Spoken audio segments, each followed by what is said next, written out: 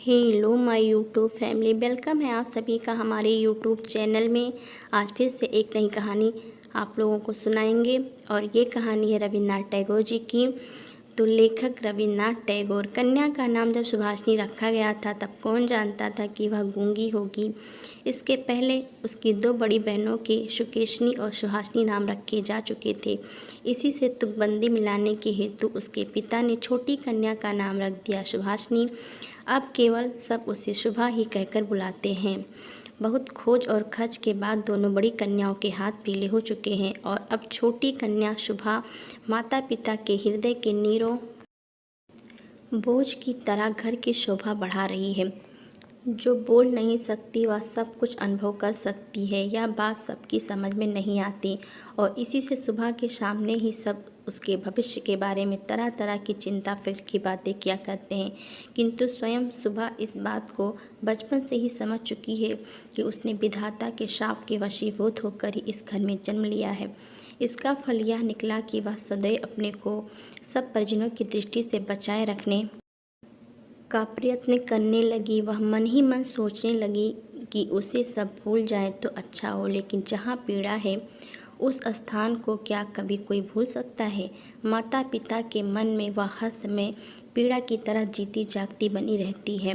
विशेषकर उसकी माता उसे अपनी ही किसी गलती के रूप में देखती है, क्योंकि प्रत्येक माता पुत्र की अपेक्षा पुत्री को कहीं अधिक अपने अंश के रूप में देखती है और पुत्री में किसी प्रकार की कमी होने पर उसे अपने लिए मानो विशेष रूप से लज्जाजनक बातें समझती है। सुभा के पिता बाड़ी कंठ तो सुभा को अपनी दोनों बड़ी पुत्रियों की अपेक्षा कुछ अधिक ही स्नेह करते हैं, पर माता उसे अपने गर्भ का कलंक समझकर उससे उदासीन ही रहती है। सुभा को बोलने की जबान नहीं है, पर उसकी लंबी लंबी पलकों में दो बड़ी बड़ी काली आंखें अवश्य हैं और उसके ओष्ठ तो मन के भावों के तनिक से संकेत पर नए पल्लों की तरह काँप काँप उठते हैं।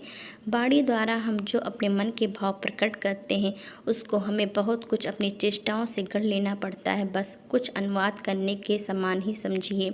और वह हर समय ठीक भी नहीं होता। ताकत की कमी से बहुधा उसमें भूल हो जाती है, लेकिन खंजन जैसी आँखों को कभी कुछ भी अनुवाद नहीं करना पड़ता। मन अपने आप ही उन पर छाया डालता रहता है। मन के भाव अपने आप ही उस छाया में कभी विस्तृत होते और कभी सिकुड़ते हैं। कभी कभी आंखें चमक दमक कर जलने लगती है और कभी उदासीनता की कालिमा में बुझ सी जाती है। कभी डूबते हुए चंद्रमा की तरह टकटकी लगाए ना जाने क्या देखती रहती है, तो कभी चंचल दामिनी की तरह ऊपर नीचे इधर उधर चारों ओर बड़ी तेजी से झटकने लगती है। और विशेषकर मुँह के भाव के सिवा जिसके पास जन्म से ही और कोई भाषा नहीं, उसकी आँखों की भाषा तो बहुत उदार और अथाह गहरी होती ही है। करीब करीब साफ सुथरे नीले गगन के समान उन आँखों को उदय से अस्त तक, सुबह से शाम तक और शाम से सुबह तक छवि लोक की निस्तब्ध रंगभूमि ही मानना चाहिए। जिन्नाहीन इस कन्या में विशाल प्रकृति के समान एक जनहीन महानता है और यही कारण है कि साधारण लड़के लड़कियों को उसकी ओर से किसी न किसी प्रकार का भय सा बना रहता।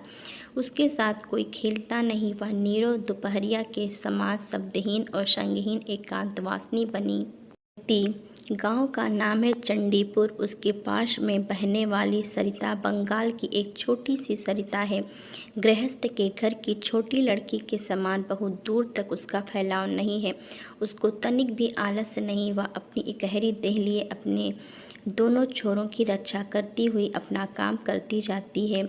दोनों छोरों के ग्रामवासियों के साथ मानो उसका एक न एक संबंध स्थापित हो गया है।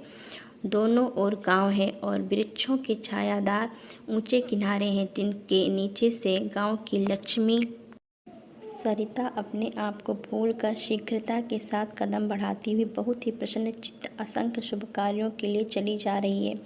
बाड़ी कंठ का अपना घर नदी के बिल्कुल एक छोर पर है।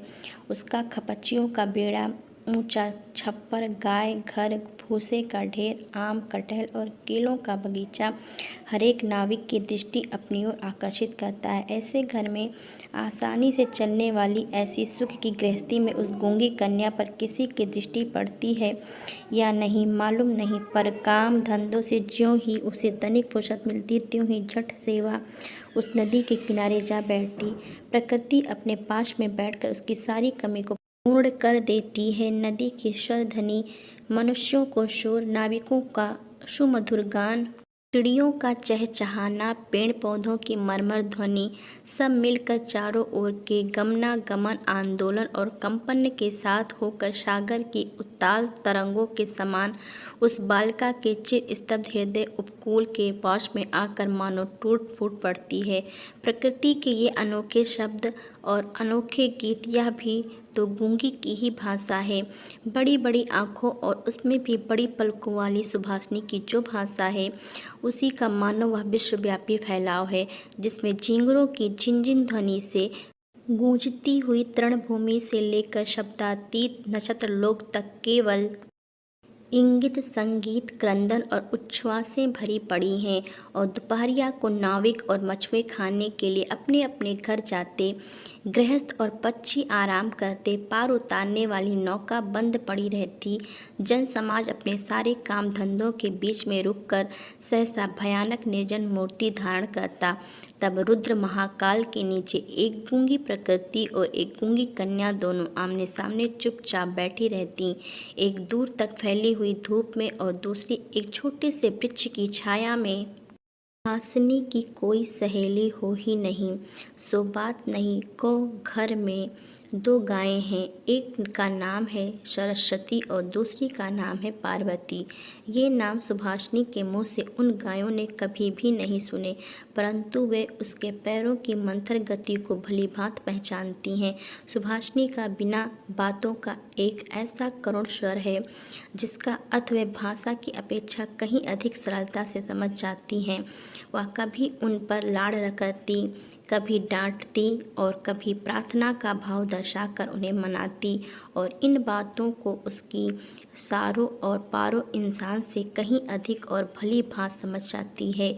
सुभाषिनी गौ घर में घुसकर अपनी दोनों बाहों से जब सारों को गर्दन पकड़कर उसके कान के पास अपनी कनपटी रगड़ती है, तब पारो स्नेह की दृष्टि से उसकी ओर निहारती हुई उसके शरीर को चाटने लगती है। सुभाषिनी दिन भर में कम से कम 2-3 बार तो नियम से गौ घर में जाया करती, इसके सिवा अनियमित आना जाना भी बना रहता। घर में जिस दिन वह कोई सख्त बात सुनती, उस दिन उसका समय अपनी गूंगी सखियों के पास बीतता। सुभाषिनी की सहनशील और विषाद शांत चितवन को देखकर वह न जाने कैसी एक अन्य अनुमान शक्ति में उसकी मर्म वेदना को समझ जाती और उसकी देह से सटकर धीरे धीरे उसकी बाहों पर सींग घिस घिस कर अपनी मौन आकुलता से उसको धैर्य बांधने का प्रयत्न करती। इसके सिवा एक बकरी और बिल्ली का बच्चा भी था। उनके साथ सुभाषिनी की गहरी मित्रता तो नहीं थी, फिर भी वे उससे बहुत प्यार रखते और कहने के अनुसार चलते। बिल्ली का बच्चा चाहे दिन हो या रात, जब तब सुभाषिनी की गर्म गोद पर बिना किसी संकोच के अपना हक जमा लेता और सुख की नींद सोने की तैयारी करता। और सुभाषिनी जब उसकी गर्दन और पीठ पर अपनी कोमल उंगलियां फेरती, तब तो वह ऐसे आंतरिक भाव दर्शाने लगता मानो उसको नींद में खास सहायता मिल रही है। ऊंची श्रेणी के प्राणियों में सुभाषिनी को और भी एक मित्र मिल गया था, किंतु उसके साथ उसका ठीक कैसा संबंध था, इसकी पक्की खबर बताना मुश्किल है, क्योंकि उसके बोलने की चिन्ह है और वह गूंगी है, अतः दोनों की भाषा एक नहीं थी। वह था गोसाइयों का छोटा लड़का प्रताप। प्रताप बिल्कुल आलसी और निकम्मा था। उसके माता पिता ने बड़े प्रयत्नों के उपरांत इस बात की आशा तो बिल्कुल छोड़ दी थी कि वह कोई कामकाज करके घर गृहस्थी की कुछ सहायता करेगा। निकम्मों के लिए एक बड़ा सुविधा यह है कि परिजन उन पर बेशक नाराज रहें, पर बाहरी जनों के लिए वे प्रायः स्नेह पात्र होते हैं। कारण किसी विशेष काम में ना फंसे रहने से वे सरकारी मिल्कियत से बन जाते हैं। नगरों में जैसे घर के पास में या कुछ दूर पर एक आध सरकारी बगीचे का रहना आवश्यक है, जैसे ही गांव में 2-4 निठल्ले निकम्मे सरकारी इंसानों का रहना आवश्यक है। काम धंधों में, हास परिहास में, और जहाँ कहीं भी एक आध की कमी देखी वहीं वे चट से हाथ के पास ही मिल जाते हैं। प्रताप की विशेष रुचि एक ही है, वह है मछली पकड़ना। इससे उसका बहुत सा समय आसानी के साथ कट जाता है। तीसरे पहर सरिता के तीर पर बहुधा वह इस काम में तल्लीन दिखाई देता और इसी बहाने सुभाषिनी से उसकी भेंट हुआ करती। चाहे किसी भी काम में हो, पास में एक हमजोली मिलने पात्र से ही प्रताप का हृदय खुशी से नाच उठता। मछली के शिकार में मौन साथी ही सबसे श्रेष्ठकर माना जाता है। अतः प्रताप सुभाषिनी की खूबी को जानता है और कद्र करता है। यही कारण है कि और सब तो सुभाषिनी को सुबह कहते, किंतु प्रताप उसमें और भी स्नेह भर कर सुबह को सु कह कर पुकारता। सुभाषिनी इमली के वृक्ष के नीचे बैठी रहती और प्रताप पास ही जमीन पर बैठा हुआ सरिता जल में कांटा डालकर उसी की ओर निहारता रहता। प्रताप के लिए उसकी ओर से हर रोज एक पान का बीड़ा बंधा हुआ था और उसे स्वयं वह अपने हाथ से लगा कर लाती, और शायद बहुत देर तक बैठे बैठे देखते देखते उसकी इच्छा होती कि वह प्रताप की कोई विशेष सहायता करे, उसके किसी काम में सहारा दे। उसके ऐसा मन में आता कि किसी प्रकार वह यह बता दे कि संसार में वह भी एक कम आवश्यक व्यक्ति नहीं, लेकिन उसके पास ना तो कुछ करने को था और ना कुछ कर ही सकती थी। तब वह मन ही मन भगवान से ऐसी अलौकिक शक्ति के लिए विनती करती कि जिससे वह जादू मंत्र से चट से ऐसा कोई चमत्कार दिखा सके जिसे देखकर प्रताप दंग रह जाए और कहने लगे, अच्छा सु में यह करामात मुझे क्या पता था। मान लो सुभाषिनी यदि जलपरी होती और धीरे धीरे जल में से निकलकर सर्प के माथे की मणि घाट पर रख देती और प्रताप अपने उस छोटे से धंधे को छोड़कर मणि को पाकर जल में डुबकी लगाता और पाताल में पहुंचकर देखता कि रजत प्रसाद में स्वर्ण जड़ित सैया पर कौन बैठी है, और आश्चर्य में मुंह खोलकर कहता, अरे यह तो अपनी वाड़ी कंठ के घर की वही गूंगी छोटी कन्या है सु, मेरी सु। आज मड़ियों से जटित गंभीर निस्तब्ध पातालपुरी की एकमात्र जलपरी बनी बैठी है। तो क्या यह बात हो ही नहीं सकती? क्या यह नितांत असंभव ही है? वास्तव में कुछ भी असंभव नहीं, लेकिन फिर भी सुप्रजा शून्य पातालपुरी के राजघराने में जन्म न लेकर मणिकंठ के घर पैदा हुई है, और इसीलिए वह आज गोसाइयों के घर के लड़के प्रताप को किसी प्रकार के आश्चर्य से अचंभित नहीं कर सकती। सुभाषिनी की अवस्था दिन प्रतिदिन बढ़ती ही जा रही है। धीरे धीरे मानो वह अपने आप को अनुभव कर रही है, मानो किसी एक पूर्णिमा को किसी सागर से एक ज्वार सा आकर उसके अंतराल को किसी एक नवीन अनिर्वचनीय चेतना शक्ति से भर भर देता है। अब मानो वह अपने आप को देख रही है, अपने विषय में कुछ सोच रही है, कुछ पूछ रही है, लेकिन कुछ समझ नहीं पाती। पूर्णिमा की गाढ़ी रात्रि में उसने एक दिन धीरे से कच्छ के झरोखे को खोलकर भयत्रस्तावस्था में मुंह निकाल कर बाहर की ओर देखा कि संपूर्ण प्रकृति भी उसके समान सोती हुई दुनिया पर अकेली बैठी हुई जाग रही है। वह भी यौवन के उन्माद से, आनंद से, विषाद से, असीम निरवता की अंतिम परिधि तक, यहाँ तक कि उसे भी पार करके चुपचाप स्थिर बैठी है। एक शब्द भी उसके मुख से नहीं निकल रहा है, मानो इस स्थिर निस्तब्ध प्रकृति के एक छोर पर उससे भी स्थिर और उससे भी निस्तब्ध एक भोली लड़की खड़ी हो। इधर कन्या के विवाह की चिंता में माता पिता बहुत बेचैन हो उठे हैं और गांव के लोग भी यत्र तत्र निंदा कर रहे हैं। यहाँ तक कि जाति विच्छेद कर देने की भी अफवाह उड़ी हुई है। वाणिकंठ की आर्थिक दशा वैसे अच्छी है, खाते पीते आराम से हैं और इसी कारण इनके शत्रुओं की भी गिनती नहीं है। स्त्री पुरुषों में इस बात पर बहुत कुछ सलाह मशवरा हुआ। कुछ दिनों के लिए वाणीकंठ गांव से बाहर प्रदेश चले गए। अंत में एक दिन घर लौटकर पत्नी से बोले, चलो कलकत्ते चले चलें। कलकत्ता गमन की तैयारियां पूरे जोश शोर से होने लगी। कोहरे से ढके हुए सवेरे के समान सुबह का सारा अंतःकरण अश्रुओं की भाप से ऊपर तक भर आया। भावी आशंका से भयभीत होकर वह कुछ दिनों में मूक पशु की तरह लगातार अपने माता पिता के साथ रहती और अपने बड़े बड़े नेत्रों से उनके मुख की ओर देखकर मानो कुछ समझने का प्रयत्न किया करती, पर वे उससे कोई भी बात समझाकर बताते ही नहीं थे। इसी बीच में एक दिन तीसरे पहर तट के समीप मछली का शिकार करते हुए प्रताप ने हंसते हंसते पूछा, क्यों रीसू, मैंने सुना है कि तेरे लिए वर मिल गया है, तू विवाह करने कलकत्ता जा रही है। देखना कहीं हम लोगों को भूल मत जाना। इतना कहकर वह जल की ओर निहारने लगा। धीरे से घायल हिरणी जैसे शिकारी की ओर ताकती और आंखों ही आंखों में वेदना प्रकट करती हुई कहती रहती है, मैंने तुम्हारा क्या बिगाड़ा था। सुबह ने लगभग वैसे ही प्रताप की ओर देखा। उस दिन वह वृक्ष के नीचे नहीं बैठी। वाणीकंठ जब बिस्तर से उठकर धूम्रपान कर रहे थे, सुबह उनके चरणों के पास बैठकर उनके मुख की ओर देखती हुई रोने लगी। अंत में बेटी को ढांढस और सांत्वना देते हुए पिता के सूखे हुए कपोलों पर अश्रु की 2 बूंदें ढुलक पड़ी। कल कलकत्ता जाने का शुभ मुहूर्त है। सुबह ग्वाल घर में अपनी चिर संगनियों से विदा लेने के लिए गई। उन्हें अपने हाथ से खिलाकर गले में बांह डालकर वह अपनी दोनों आँखों से खूब जी भर के उनसे बातें करने लगी। उसके दोनों नेत्र अश्रुओं के बांध को न रोक सके। उस दिन शुक्ला द्वादशी की रात थी। सुबह अपनी कोठरी में से निकलकर उसी जाने पहचाने सरिता तट के कच्चे घाट के पास घास पर औंधी लेट गई, मानो वह अपनी और अपनी गूंगी जाति की पृथ्वी माता से अपनी दोनों बाहों को लिपटाकर कहना चाहती है, तू मुझे कहीं के लिए मत विदा कर माँ, मेरे समान तू मुझे अपनी बाहों से पकड़े रख, कहीं मत विदा कर।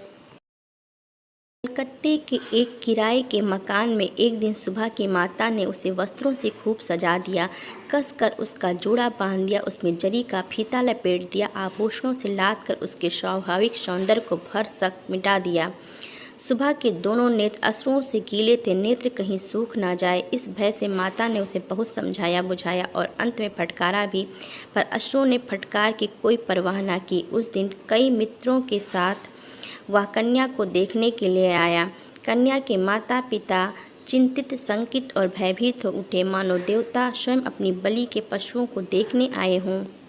से बहुत डांट फटकार कर बताकर कन्या के अश्रुओं की धारा को और भी तीव्र रूप देखकर उसके निरीक्षकों के सम्मुख भेज दिया। निरीक्षकों ने बहुत देर तक देखभाल के उपरांत कहा, ऐसी कोई बुरी भी नहीं है। विशेषकर कन्या के अश्रुओं को देखकर वे समझ गए कि इसके हृदय में कुछ दर्द भी है, और फिर हिसाब लगाकर देखा कि जो हृदय आज माता पिता के बिछोह की बात सोचकर इस प्रकार द्रवित हो रहा है, में कल उन्हीं के काम वह आएगा। शिव के मोती के समान कन्या के आंसुओं की बूंदें उसका मूल्य बढ़ाने लगी। उसकी ओर से और किसी को कुछ कहना ही नहीं पड़ा। पात्र देखकर खूब अच्छे मुहूर्त में सुबह का विवाह संस्कार हो गया। गूंगी कन्या को दूसरों के हाथ सौंपकर माता पिता अपने घर लौट आए, और तब कहीं उनकी जाति और परलोक की रक्षा हो सकी। सुबह का पति पछाड़ की ओर नौकरी करता है। विवाह के उपरांत एक गृह वह पत्नी को लेकर नौकरी पर चला गया। एक सप्ताह के अंदर ससुराल के सब लोग समझ गए कि बहू गूंगी है, पर इतना किसी ने न समझा कि उसमें अपना कोई दोष नहीं। उसने किसी के साथ विश्वासघात नहीं किया है। उसके नेत्रों ने सभी बातें कह दी थी, किंतु कोई उसे समझ ना सका। अब वह चारों ओर निहारती रहती है। उसे अपने मन की बात कहने की भाषा नहीं मिलती। जो गूंगे की भाषा समझते थे, उसके जन्म से परिचित थे, वे उसे यहाँ दिखाई नहीं देते। कन्या के गहरे शांत अंतःकरण में असीम अव्यक्त क्रंदन ध्वनित हो उठा, और सृष्टिकर्ता के सिवा और कोई उसे सुन ही न सका। अब की बार उसका पति अपनी आंखों और कानों से ठीक प्रकार परीक्षा लेकर एक बोलने वाली कन्या को ब्याह लाया। अगर कहानी पसंद आई होगी तो आप लोग लाइक, शेयर एंड सब्सक्राइब करना बिल्कुल भी मत भूलिएगा। आपसे मिलते हैं एक और नई कहानी के साथ। तब तक के लिए bye bye. Thanks for watching.